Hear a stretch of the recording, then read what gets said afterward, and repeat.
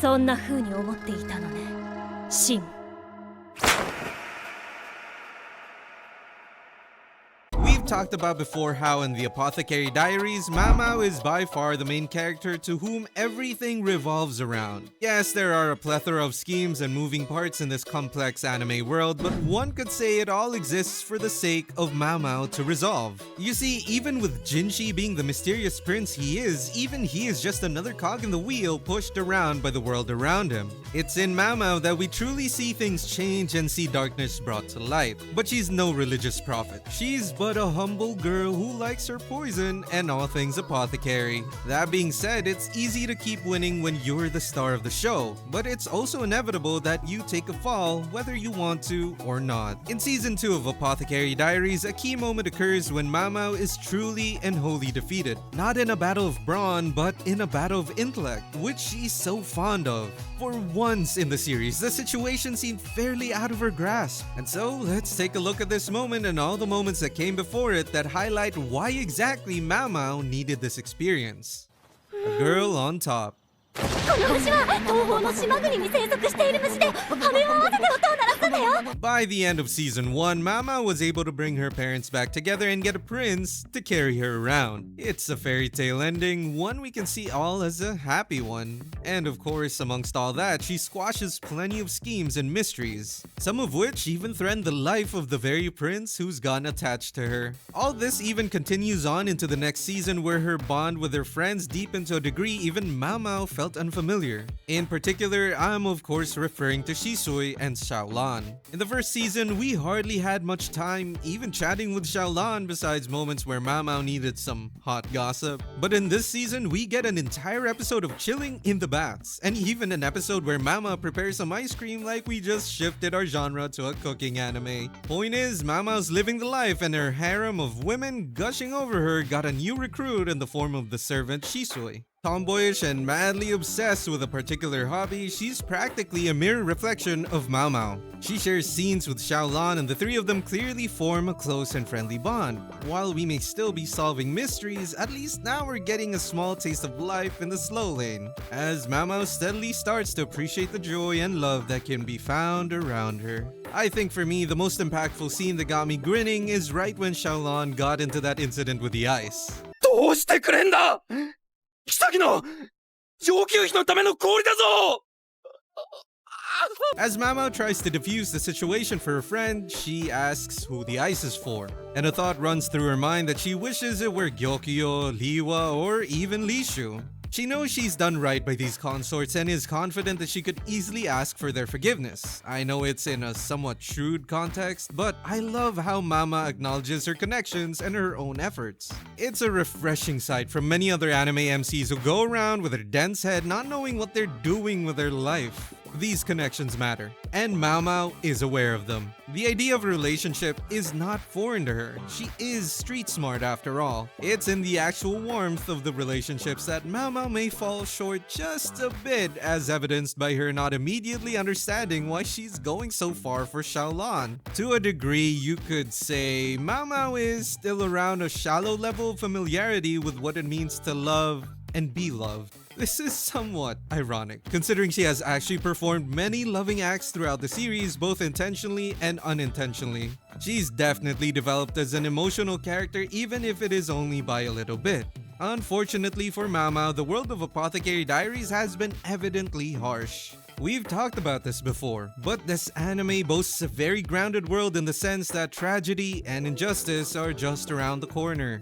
This is not a story where characters can enjoy the status quo, whether Maomao wants or not, whether she's ready or not. Even her progress, little it may be, will run into an inevitable test. However, as the anime has shown, these bumps are what's needed for true strength and what's needed to truly move forward.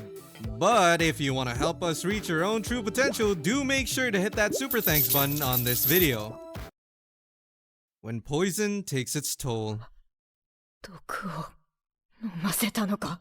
Just as Maomao has gotten comfortable with the changes in her life and is solving mysteries as normal, a brand new predicament hits her. The safety of her friend over her own. Shisui, whom she had gotten close to, is now held at knife point right in front of her by the very woman who had escaped her before, the very girl who had cheated death.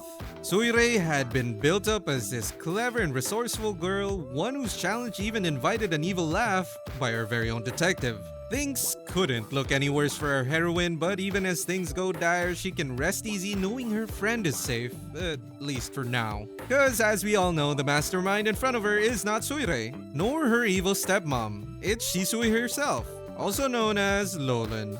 One of the friendships Maomao had held close to her heart was a ruse, and for the entirety of the Fox Village arc, Maomao is left with no real choice but to sit around and stew with that reality. Seemingly, she isn't all that affected by the revelation. There were clues here and there after all. It wasn't something totally out of nowhere. At one point, she resolves that all she can really do is do what she's meant to, and that even turns into a point of motivation for both her and the eavesdropping Lolan. そんな薬あるわけない。わかってはいるんだけど。私にも、薬師としての矜持がある。As we'll see shortly after, it isn't just Maomao who is capable of moving the world around her. In this fantastically complex world, no one is exempt from being carried by machinations. And so the moment comes. After a sneaky escape, she reunites with Shisui in freedom, the two even sharing heartfelt words. Words that could only be shared between friends. But that is when it all hits Maomao at once. The horrific sight in front of her. Children, all poisoned and dead, including the one boy she had gotten close with in her captivity. The very one who selflessly gave her help. What's more, Maomao was also faced with an equally horrific revelation that this was done by Shisui herself. Now, Shisui is no longer just someone who's kept her identity from her. Now she's a girl who took the lives of children through poison. Of course, she does explain that the children would be killed either way once the army takes over the village, but the act is nonetheless a gruesome one to process. Any thoughts in Maomao's head on whether or not she truly knew the girl she spent so much time with are now on a completely different level from before. 雪か。 The ones who stand. 止水の死体は、雪をいくらかき分けても見つからなかったそうだ。 Sometimes you have to swallow a hard pill to find yourself being better than before. A good example of this in the anime, which tends to fly under the radar, is Liwa, the one who marked the start of Maomao's mystery-solving spree. At the beginning of the series, we see her angry and unreasonable, venting out her frustrations on Gyokyo. Yeah, you could say she was simply affected by the stress surrounding the condition of her child, but it is worth noting that Gyokyo herself was suffering the same fate, yet she still believed her to be the culprit. But whatever the case, the main thing to look at is how her personality is after the fall. She loses her child and goes into a deep depression. While being under the effect of poisonous makeup isn't helping, she also willingly resigned herself to her worrisome state. It was only after Maomao handled her physical treatment and gave her quaint words of advice that she finally made the decision to continue fighting for life. A decision that would take her to a much more promising future than what she had resigned to. Flash forward to the future, Liwa is now a stronger woman for it, able to smack others even harder while taking more drastic steps towards resolving her past negligence. Add to that, she's even blessed with another opportunity to raise a child of her own. It's really just a fairy tale story as good as any. But what does all that mean for Maomao, who's now faced with betrayal and utter devastation? Well, in the moment itself, all she can do is stay true to who she is and to the memories she's made. Despite everything she's just learned, she still resolves to trust in her friend and in her decisions. While it's not a pretty situation, she's hopeful that this story is not at its end. 高級で堕胎剤の材料が出回ったの。止水も持ってた。自分で使うために。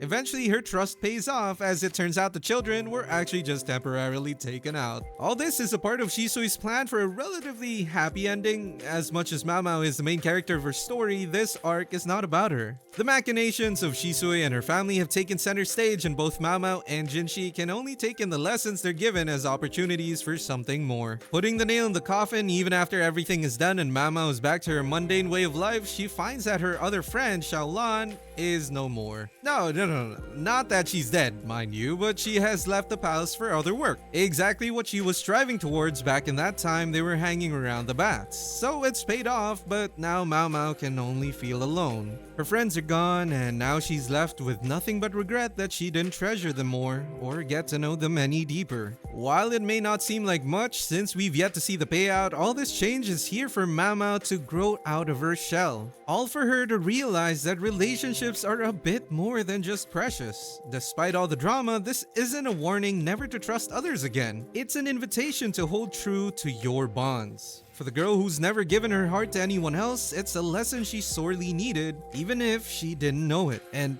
maybe, just maybe, it's also a lesson we could need in the little moments we end up facing in our own lives. Wait a minute, this sounds pretty familiar. It sounds like an anime about an elf where she can't treasure the relationships until they're gone. Maybe we also made a video analyzing her character that will show up in the top right of this video. Her name was like Briren or something. No, I must be hallucinating. What do you think of Maomao's growth in Season 2? Are you excited to see how she'll change moving forward? What's your favorite moment of the Maomao buddy trio? Don't be shy to join all the others in discussing everything about Maomao's character journey. Make sure to hop in on the comments down below. We can't wait to hear it. As always, thanks for watching, and check out our other videos on the screen.